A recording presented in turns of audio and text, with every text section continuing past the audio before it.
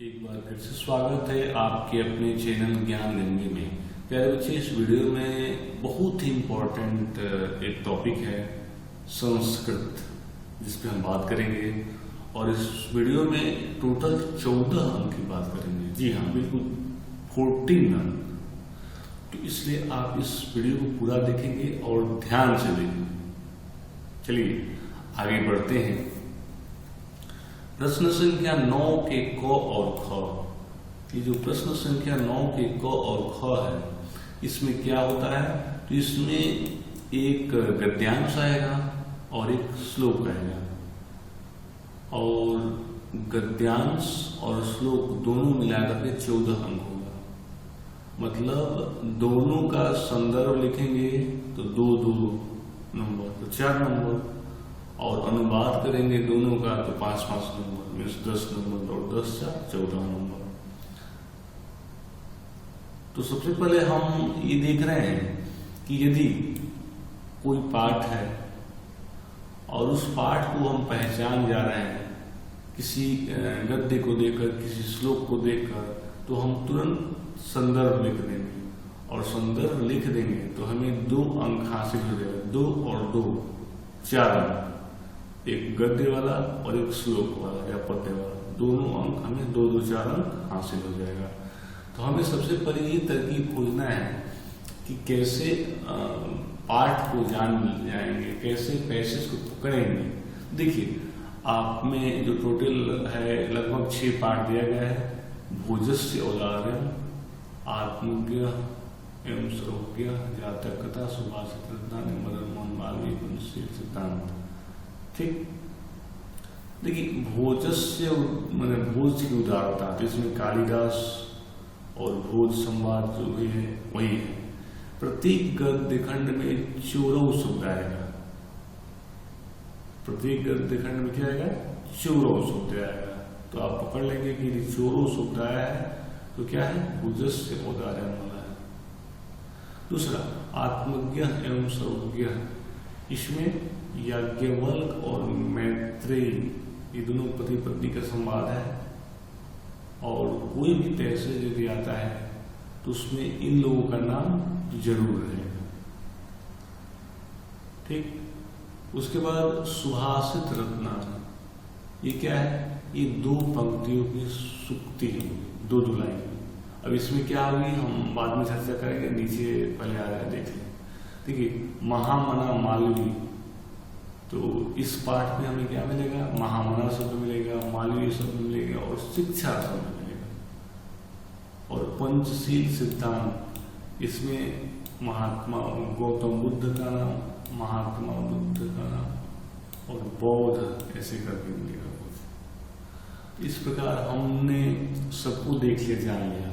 अब थोड़ा सा और अंदर तक जाते हैं सारांश के बारे में, तभी जाके अर्थ हम लिख पाएंगे।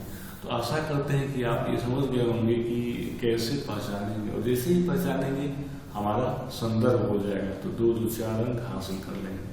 अब बचा 10 अंक व्याख्या के लिए या अनुवाद के लिए। तो व्याख्या या अनुवाद के लिए हमें अर्थ मालूम होना चाहिए। यदि अर्थ मालूम नहीं होगा तो हम 1 नंबर का भी नहीं कर पाएंगे।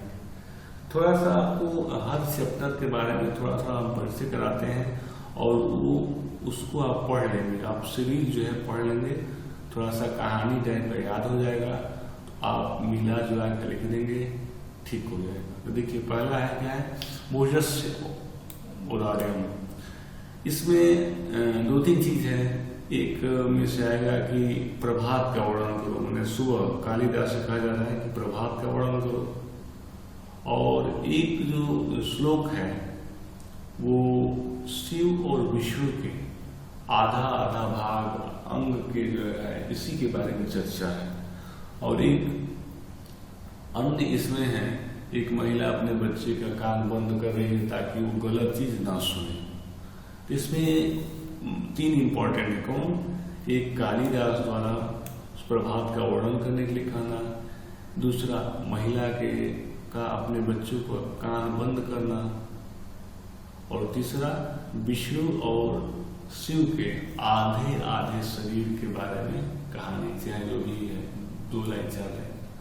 तो यही जो है, ऐसा यदि कोई भी आता है तो भोजस्य उदाहरण वाला होगा। और इसको आप यदि आसानी से पढ़ लेंगे भोजस्य उदाहरण तो आएगा, तो कोई दिक्कत नहीं होगा। मैंने बता दिया। अब देखिए दूसरा आत्मज्ञ है, दूसरा और क्या। इसमें याज्ञवल और मैत्रेय ये दोनों का धन से संबंधित संवाद है। किससे संबंधित संवाद है? धन से, पैसे से। तो इसके बारे में हम जान गए क्या कि कहीं भी याज्ञवल का आएगा, मैत्रेय आएगा, तो वह इस पाठ से लिया गया है। अब देखिए तीसरा जातक कथा। तो जातक कथा में आपको क्या मिलेगा? मतलब एक जानवर जो है, मनुष्य का राजा होता है, जानवर का भी राजा होता है। तब पक्षी जो है अपना मीटिंग बुलाते हैं कि हमें भी कुछ राजा रखना चाहिए, हमको भी राजा रखना चाहिए। इसी की कहानी है। इसमें क्या है? इसमें आपको जानवरों के नाम मिलेंगे। किसके नाम मिलेंगे? जानवरों के नाम। और उल्लू अनिवार्य रूप से आएगा। उल्लूक। उल्लूक क्या? उल्लू। तो जातक कथा के बारे में हम जान लिए। अब देखिए सुभाषित रत्नानी। जो सुभाषित रत्नानी है वो कई तरह के इसमें जो है दिए गए हैं। जैसे कोई पीठ पीछे बुराई करता है, उस पे एक श्लोक है। उसके बाद परिवार के सदस्य कैसे रहें एक साथ, उस पे एक श्लोक है। और विद्या जो है दुष्ट के काम आएगी तब क्या होगा, साधु के काम आएगी तब क्या होगा। तो इसी प्रकार से विद्या इसमें चुराने वाले भी बात एक श्लोक में लिखा गया है। तो इसी प्रकार से सुभाषित रत्नानी में 2 पंक्तियों की सूक्ति होगी, जिसके बहुत सुंदर सुंदर अर्थ होंगे, अच्छे अच्छे अर्थ होंगे। ठीक। देखिए मदन मोहन मालवीय, जिसमें तो सोचना नहीं है, तो मालवीय जी आएंगे तो संदर्भ लिख लेंगे और 2 अंक कर लेंगे। उसके बाद पंचशील सिद्धांत में गौतम बुद्ध और महात्मा बुद्ध दोनों लोगों को जान जाएंगे। तो मतलब ये नाम याद रखेंगे। तो याद रखने के बाद क्या होगा, हम पैसे तुरंत पकड़ लेंगे। और हमारी आपसे एक रिक्वेस्ट है कि आप सीरीज में जो भी मतलब जितने भी श्लोक और संस्कृत के पैराग्राफ लिए हैं उसको विभक्ति को मिला करके नहीं पढ़ना है, उसको सामान्य रूप से कहानी थोड़ा सा पढ़ लीजिए कि उसके इर्द गिर्द आप लिख देंगे। ठीक है। तो इस प्रकार हमने 14 अंक हासिल कर लिया। कैसे 14 अंक हासिल किया कि मैंने आपको तो 2-4 अंक कैसे ही बता दिया है, संदर्भ कैसे खोजेंगे, कैसे पकड़ेंगे, कैसे लिखेंगे। तो 4 अंक तो ऐसे खत्म हो गया। अब 10 अंक बचा। तो 10 अंक बचा तो इसमें आप पढ़ेंगे, लिखेंगे, देखेंगे तो उसमें भी 6-7 नंबर 8 नंबर आएगा, तो काफी अच्छा नंबर आ जाएगा।